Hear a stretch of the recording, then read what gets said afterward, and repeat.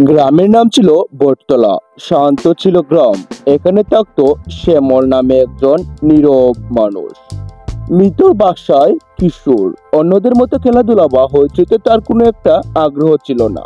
তাই সবাই তাকে একটু বোকাশোকা টাইপের ভাবতো। কিন্তু কেউ জানতো না শ্যামলের নীরবতার ভেতরে লুকিয়ে রাখা বিশাল এক স্বপ্ন।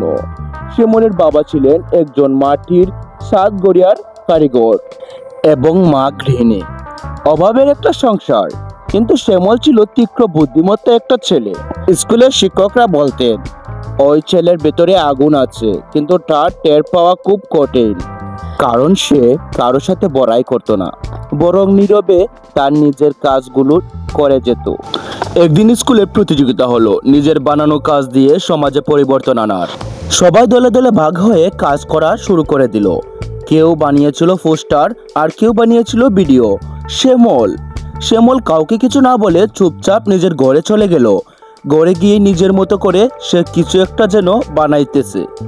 2 সপ্তাহ পর সব ছাত্রছাত্রী একত্রিত হলো।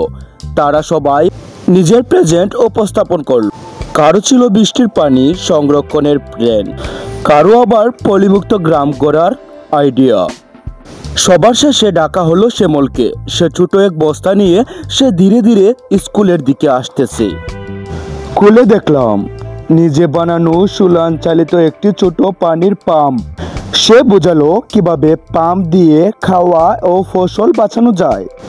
শুধু তাই নয়, গ্রামের অন্ধকারে রাস্তাগুলো আলোকিত করার জন্য একটি প্রযুক্তি ব্যবহার করা যায়। পুরো স্কুল স্তব্ধ। বিচারকরা তো অবাক। প্রধান শিক্ষক জিজ্ঞাসা করলেন, তুমি তো কখনো এগুলো বলনি, এসব করছো? শ্যামল মুগ্ধ হয়ে হাসে হেসে বলল, আমার কাজে কথা বলে, আমি নই। সেদিন সে প্রথম পুরস্কার জিতল। তারপর শুরু হলো তার যাত্রা।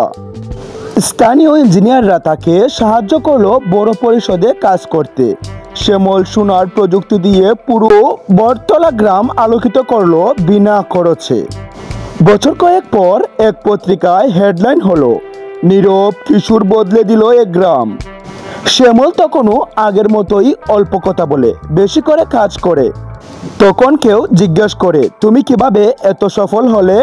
সে শুধু একটা কথাই বলে, চুপ থাকাটা একদম শক্তিশালী। চুপ থাকো আর নীরবে কাজ করে যাও।